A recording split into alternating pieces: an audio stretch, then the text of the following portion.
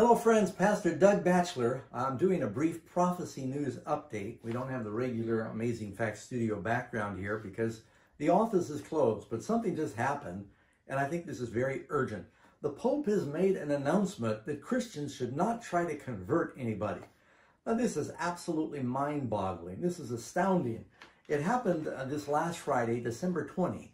The Pope was giving a talk to some high school students in Rome, and one of the students asked the Pope, saying, how do you deal with atheists and people of other faiths?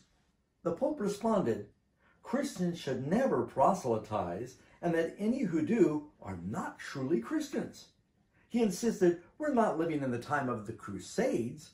The Crusades?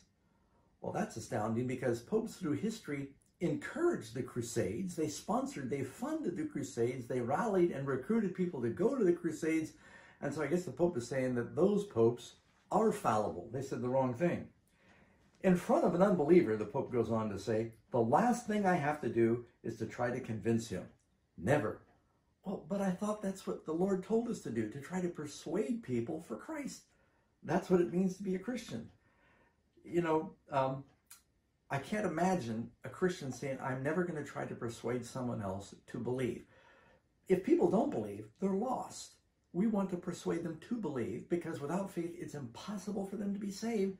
And all they have to do is look forward to is the lake of fire. To say you don't care about persuading people is saying you don't care about the lost, or it doesn't matter what you believe. This is just shocking.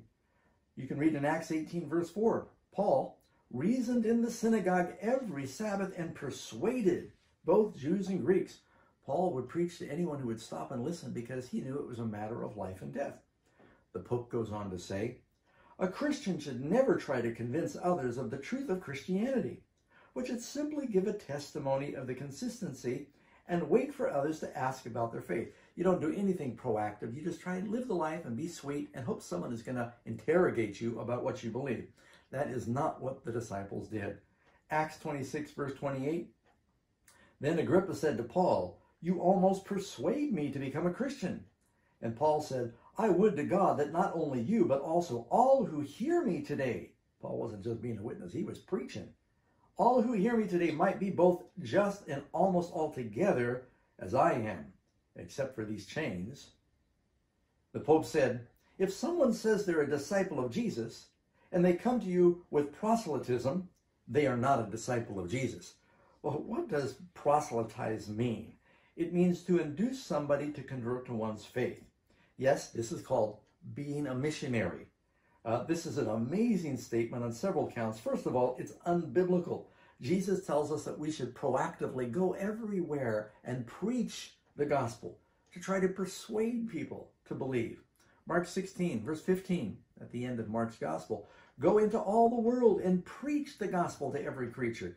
He who believes and is baptized will be saved. He who does not believe will be condemned. They're lost. So there ought to be an urgency for Christians to try to persuade. Jesus is telling us that we're supposed to fish for man. You can't just hope the fish are going to jump in the boat. You got to go out to where the fish are and try to persuade them to bite the hook, persuade them to go into the net. It's something that is aggressive, it's proactive, and the Pope is saying, no, if you do that, you're not following Jesus, you're not a Christian. I'm sure that Catholics around the world are absolutely stunned by this, because through history, hundreds of thousands of Catholics have gone out as missionaries, priests, and convents to persuade. And granted, a lot of their methods were not good. Sometimes they used force, and that's not appropriate. Not all did. Some were doing it through ministry. Many died trying to do mission work and persuade others to be Christians, aggressively persuade, and they turned them into saints. So what is the Pope going to do with all those Catholics that were turned into saints for their proselytizing?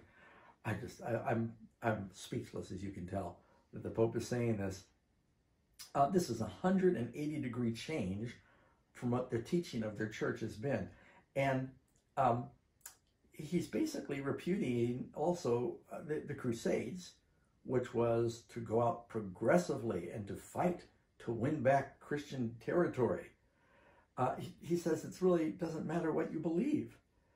You know, there was a boy last year, Francis told this grieving boy his late father was in heaven, in spite of the fact that the father was an atheist, because the Father allowed the boys to be baptized. This is a whole different kind of theology. The Pope is saying it doesn't matter what you believe. He's saying if you have a friend who's a Jew or a Muslim or a Buddhist or some other faith, you shouldn't try to convert them. That we're all children of God. It's almost like the gospel doesn't make any difference anymore, and what you believe and your faith doesn't make any difference. So, what is it, this incredible shift in the Catholic Church position, or most of the Catholic Church probably doesn't agree, but at least in what the Pope is saying. The Pope, being a Jesuit, he's sort of operating under a different set of rules right now. Some are wondering, for the Pope to say these outrageous things, is he just getting old and rambling? I don't think so. I think maybe old like a fox. I've got a theory, and I've said this before. For one thing, the Catholic Church sees that their numbers are being decimated right now by converts. In South America, the Philippines, and many other countries that used to be Catholic stronghold, people are leaving the church in droves, partly because of the sexual scandals, but mostly because they're converting to Protestantism. The evangelical and charismatic churches have thousands, if not millions, of Catholics that are leaving the Catholic faith, and they are becoming Protestants. And the Pope is saying this. And in Europe, Catholics are even converting to Islam.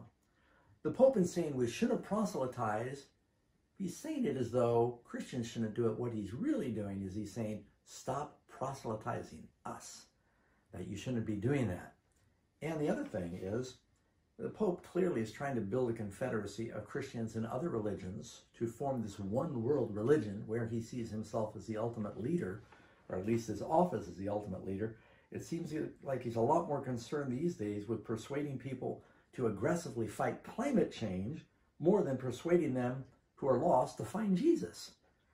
Now, just referring back to what happened a few months ago when the Pope announced that May 14, 2020, he's calling the world leaders together to sign a global pact. And in that statement, listen to what he said. Same language you find in the news from last Friday. Never before has there been such a need to unite our efforts in a broad educational alliance to form mature individuals capable of overcoming divisions. See, this converting each other he sees as a division. And overcoming the antagonism, and to restore the fabric of relationships for the sake of a moral fraternal humanity. Pope Francis wrote in a message announcing the initiative, inviting people from the world to come and sign this global pact that is really all about climate change. And it says even this statement was made announcing the date, May 14, 2020, is on the anniversary of the Pope's encyclical called Laudato Si, which is on the environment. And so he goes on to say in that same statement, we need an alliance, in other words, between the Earth's inhabitants and our common home, between the people and the planet, in which we are bound to care for and respect, Francis wrote.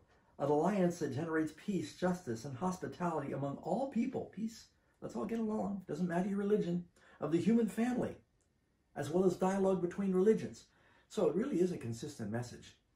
But the Pope has given up the idea that he's going to get the whole world to come on board as Catholics to accomplish the final ends of the church. They're probably going to be using something like climate change in the end. And they'll see him, or whoever fills his office, as the one who will promote these things. Well, friends, we are living in interesting times. Not only do you have this happening with this Pope making this astounding statement that Christians should not try to convert others, it's happening at the same time the president of China this last week is saying that the Christians in China are going to need to rewrite the scriptures so it fits more with the political philosophy. Rewrite the Bible. We are living in an interesting time, friends. If you want to know more about what's going on, you really should take a look at that video called The Bride, the Beast in Babylon. And we'll put a link right here in this report that you can click on and watch that. God bless and keep praying. Watch for other prophecy news updates.